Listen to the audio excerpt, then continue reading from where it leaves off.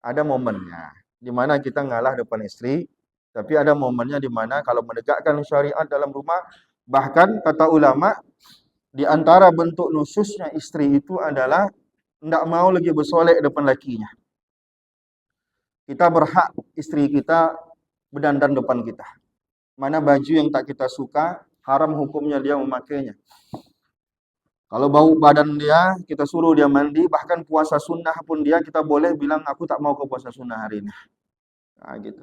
Boleh kita melarang istri kita puasa sunnah sekalipun, dan perempuan tak boleh dia berpuasa kalau suami tak mengizinkan. Begitulah kepatuhan. Nah, jadi ini surganya bagi seorang istri. Bukan berarti ini apa namanya menghinakan status perempuan, enggak begitu maksudnya. Karena memang gitulah jalurnya. Istri yang tak mau bersolek depan suaminya disebut oleh ulama masuk dalam kategori nusyus.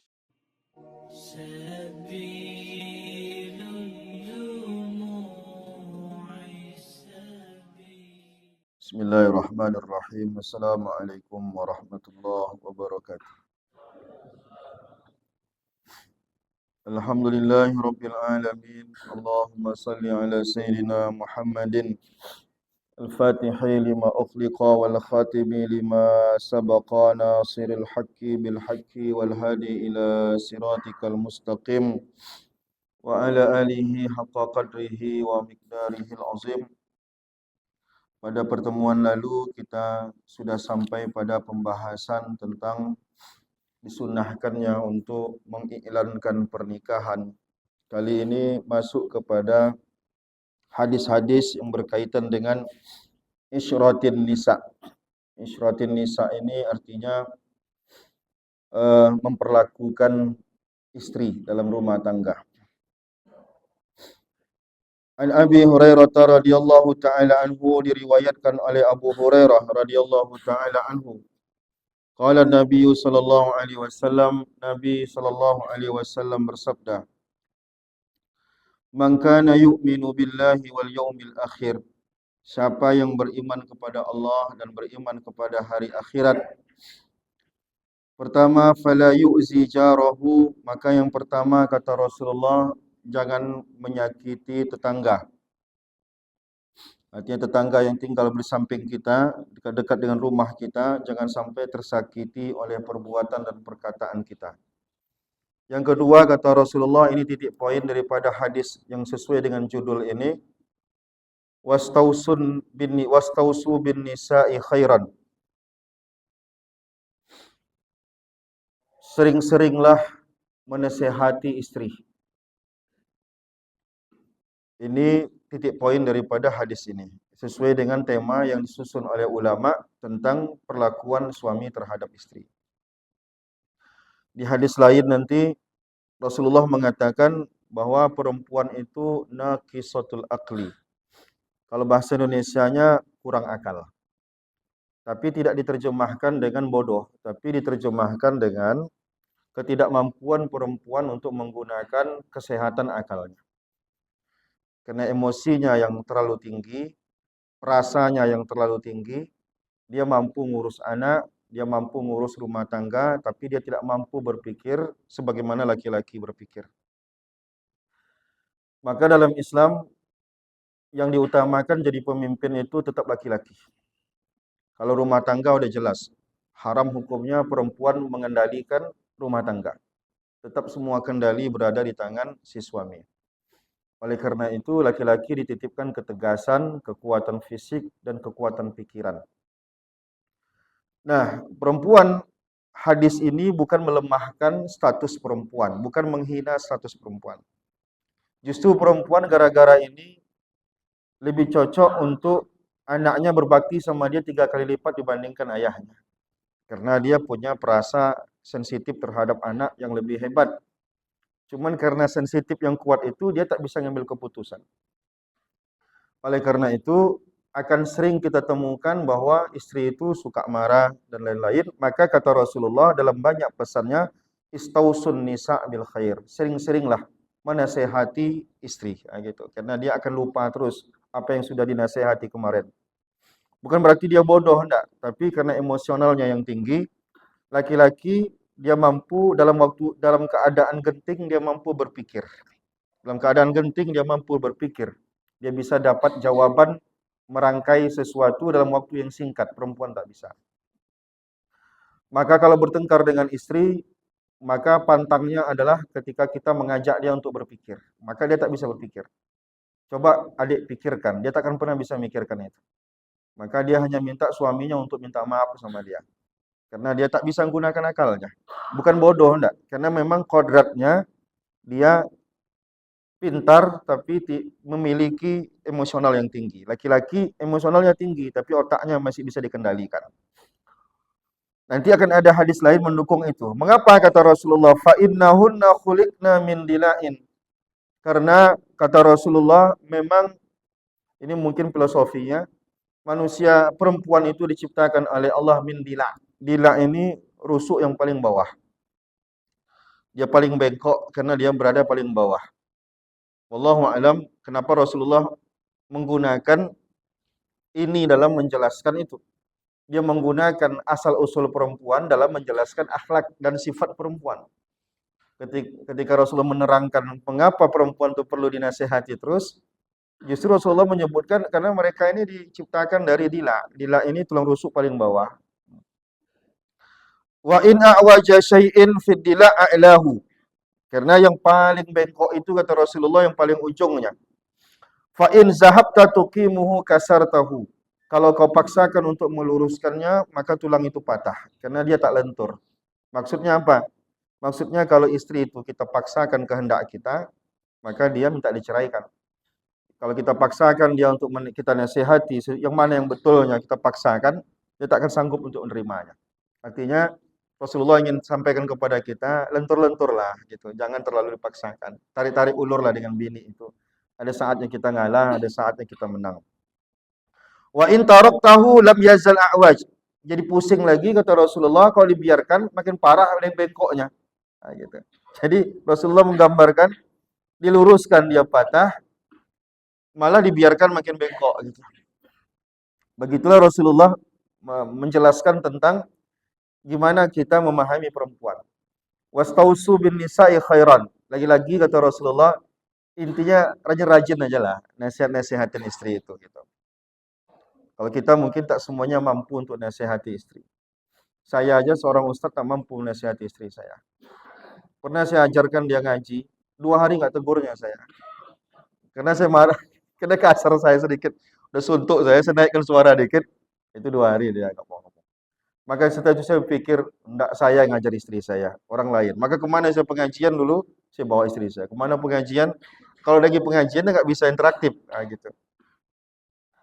Intinya Rasulullah ingin menyadarkan kita di sini bahwa kalau kita menikahi perempuan, ya begitulah akhlaknya. Nggak bisa betul-betul kita menyamakan perempuan sebagaimana laki-laki. Laki-laki ini, laki-laki tak bercerita kan gitu. Nah, kalau perempuan, laki-laki itu ya dia santai gitu. Perempuan kadang hal tak penting pun dia permasalahkan. Nah, intinya selagi kita menikahi perempuan, maka kita menemukan model yang sama. Dia akan terus banyak hal-hal yang menurut kita tak penting dipermasalahkan, dia permasalahkan. Nah, jadi Rasulullah ingin kita muasyarah terhadap perempuan, tapi ingat, dalam hukum Islam, laki-laki itu hanya urusan keromantisan yang boleh ngalah dengan istri. Tapi dalam urusan kepemimpinan tidak boleh ngalah. Dalam urusan keromantisan maksudnya apa? Ya kadang dia merajuk minta maaf kita gitu ya kan. Itu tidak masalah gitu. Itu enggak menghilangkan tidak berdosa hukumnya. Artinya secara laki-laki tak hilang sifat kelelakian kita. Tapi ada yang tak bisa ditawar. Tak bisa ditawar adalah yang berkaitan dengan kepemimpinan. Satu, misalkan menegakkan syariat dalam rumah. Ini benar, ini salah. Melawan istri kita, ya disitulah Allah ingin kita tegaskan suara kita, keraskan dan lain-lain. Bahkan dalam sebuah hadis, dalam sebuah ayat Allah tegaskan, kalau mereka nusyus, maka langkahnya ada 3. Langkah yang pertama kata Rasulullah, nusyus itu apa? Nusyus itu durhaka bini kita, ngangkat suara sama kita.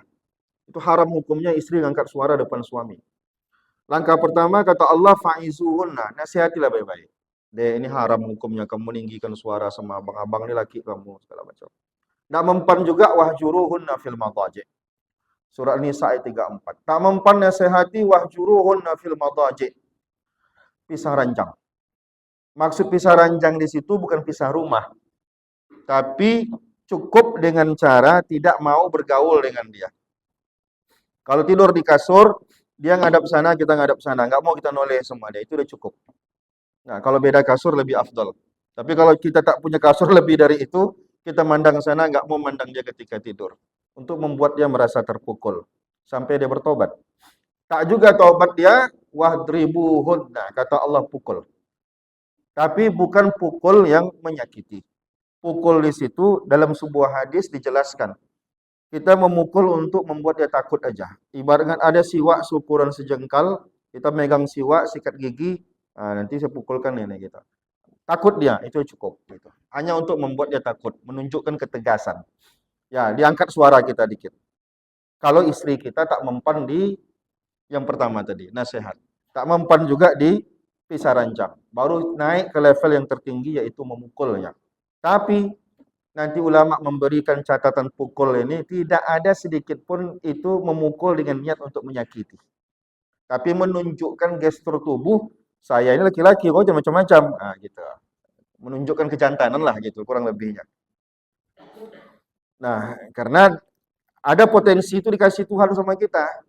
Jangan nanti hal-hal yang penting untuk dinasihati istri tak mempan terus. Kita naik suara kita, dinaikkannya pula suara dia. Udah kita pun lonyot macam kerupuk kena kuah lontong itu, lonyot aja. Ada momennya di mana kita ngalah depan istri, tapi ada momennya di mana kalau menegakkan syariat dalam rumah, bahkan kata ulama di antara bentuk nusyusnya istri itu adalah tidak mau lagi bersolek depan lakinya. Kita berhak istri kita berdandan depan kita. Mana baju yang tak kita suka, haram hukumnya dia memakainya. Kalau bau badan dia, kita suruh dia mandi, bahkan puasa sunnah pun dia, kita boleh bilang, aku tak mau ke puasa sunnah hari ini. Nah, gitu. Boleh kita melarang istri kita puasa sunnah sekalipun, dan perempuan tak boleh dia berpuasa kalau suami tak mengizinkan. Begitulah kepatuhan. Nah, jadi ini surganya bagi seorang istri. Bukan berarti ini menghinakan status perempuan, enggak begitu maksudnya. Karena memang gitulah jalurnya. Istri yang tak mau bersolek depan suaminya disebut oleh ulama masuk dalam kategori nusyush.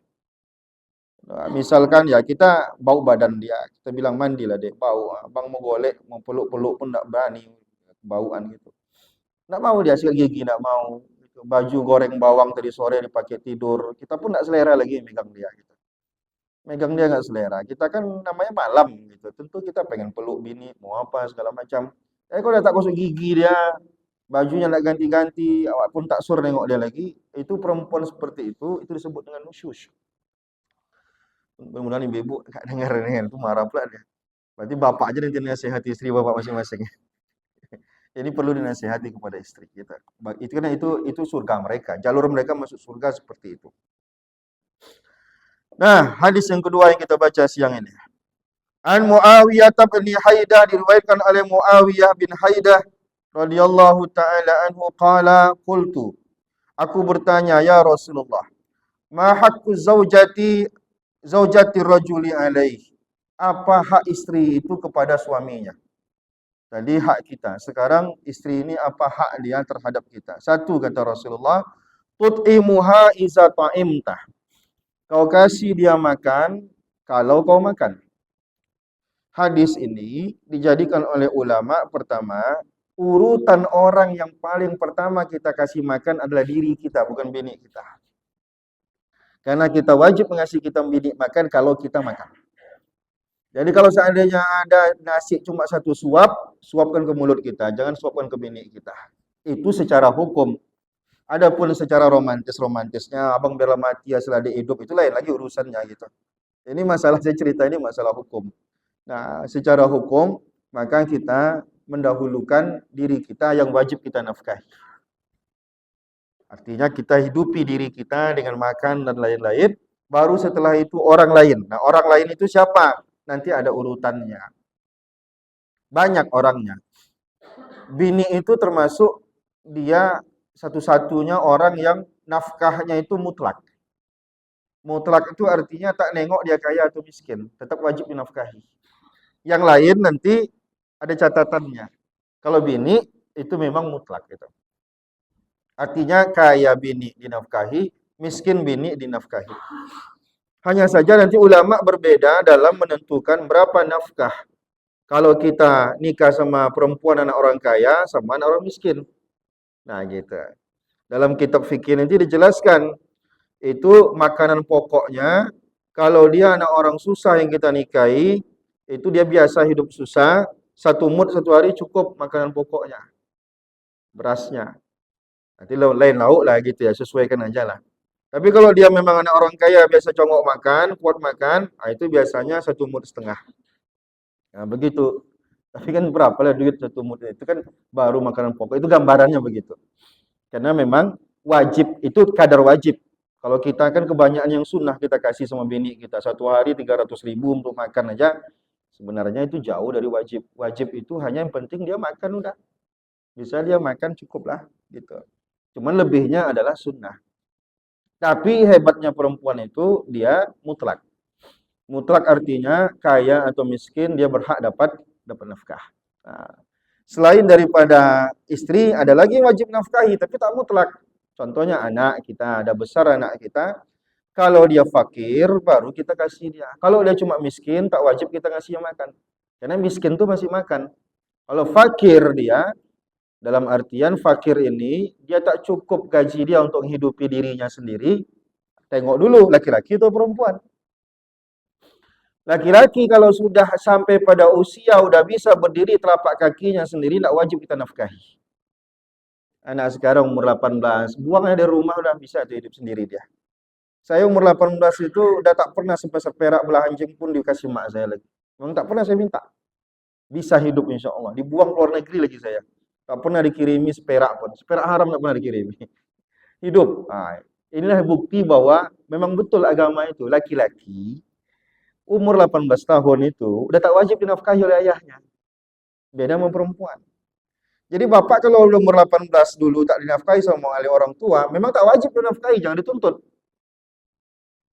Tapi kalau anak perempuan sampai dia berlaki, ini nafkahi dia. Kalau ada laki dia tak wajib kita nafkahi dia lagi.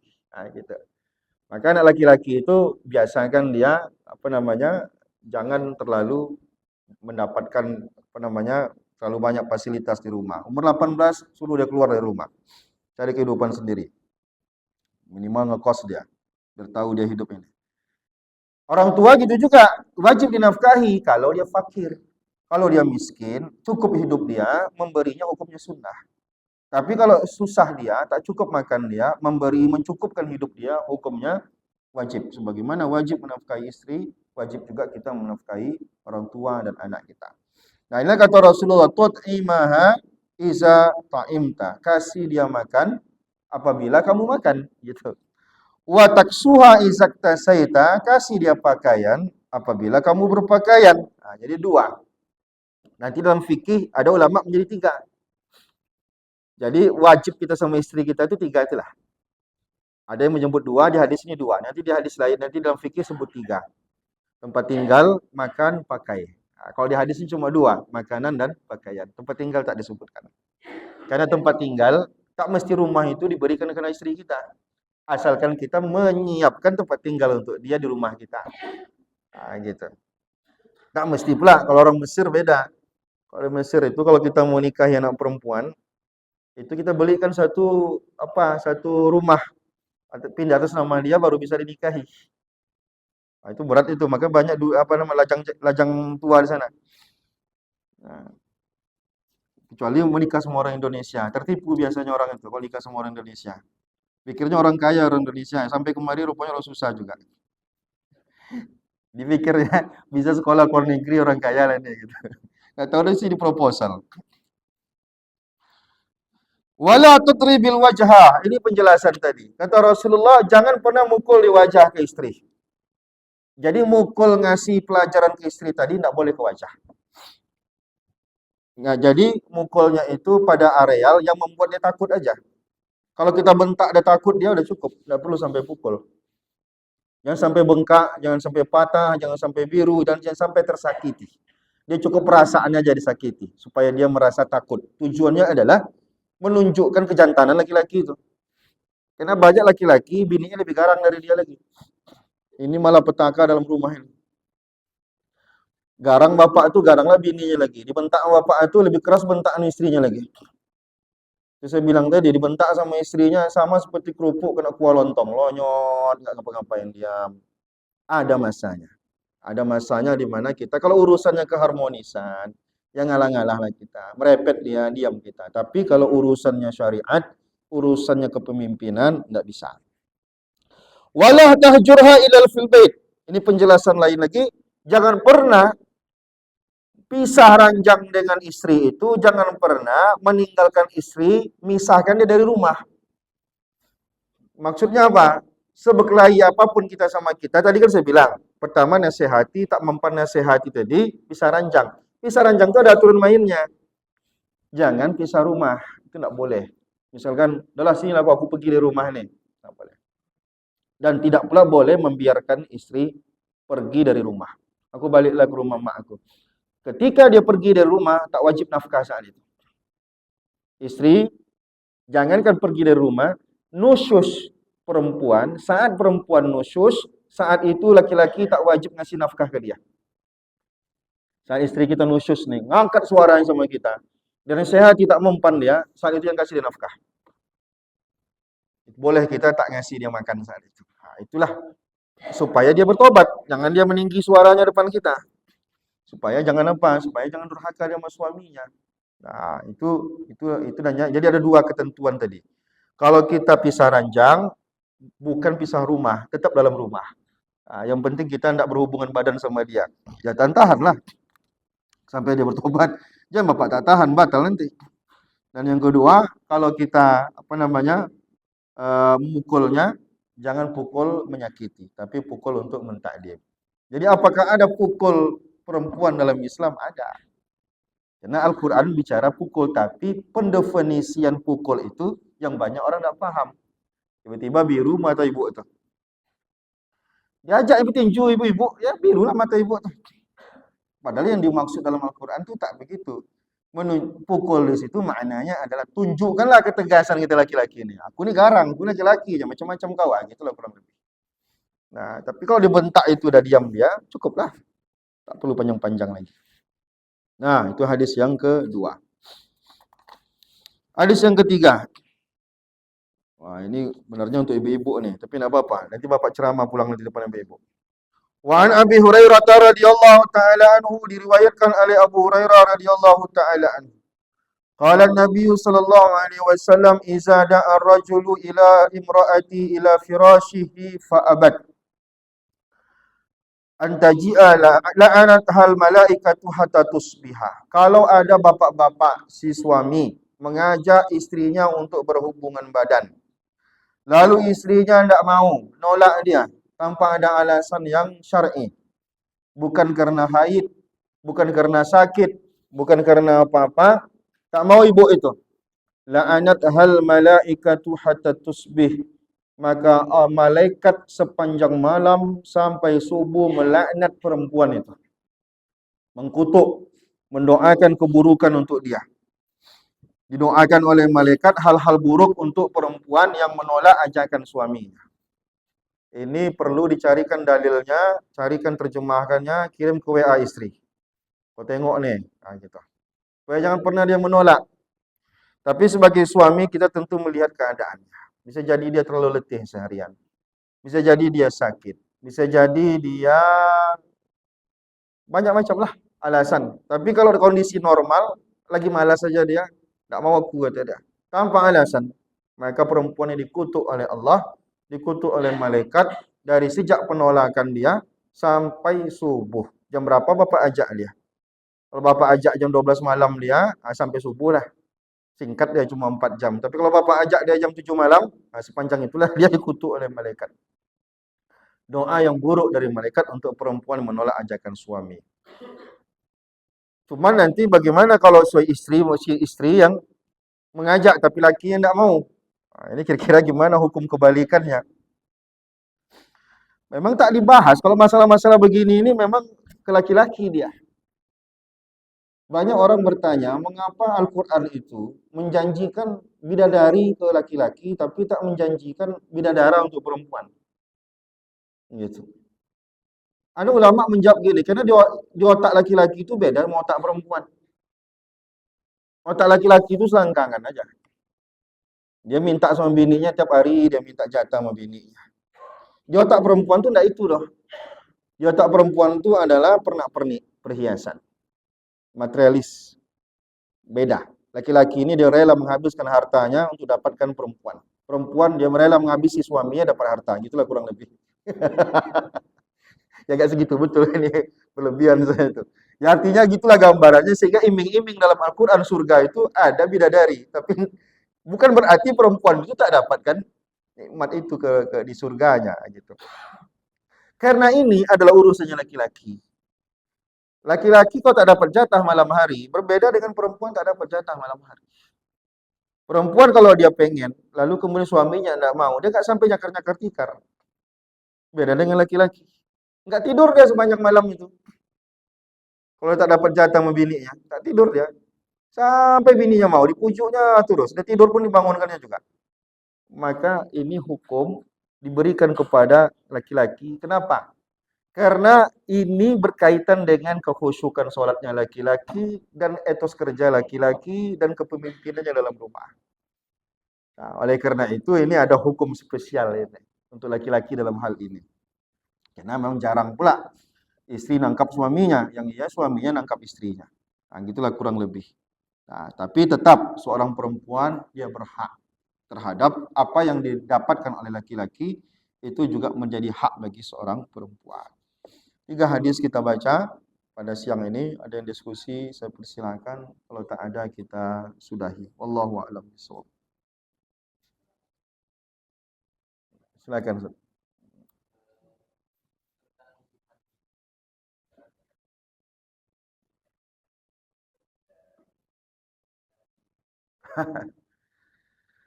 Zihar itu nanti ada pendetailannya dalam fikih, menyamakan tubuh istri kita dengan ibu kandung kita. Menyamakan bagian tertentu dari tubuh seorang istri kita kepada ibu kandung kita. Itu tidak dibolehkan sebagai bentuk penghormatan kita kepada ibu kita dan tidak layak itu disamakan. Maka nanti hukumnya adalah maka ada kafaratnya nanti. Orang yang melakukan itu ada kafaratnya. Bayar kafaratnya dulu baru nanti dia halal berhubungan badan dengan istrinya. Maka itu tidak boleh kita menyamakan tubuh perempuan pada bagian tertentu dengan ibu kandung kita. Nah, itu makna daripada zihar. Nanti detailnya nanti kita buka kitab fikih. Saya kurang paham detailnya itu. Wallahu a'lam. Ada yang lain? Baik, kalau tak ada berarti dipahami. Subhanakallahumma wa bihamdika asyhadu an la ilaha illa anta astaghfiruka wa atubu ilaik. Assalamualaikum warahmatullahi wabarakatuh.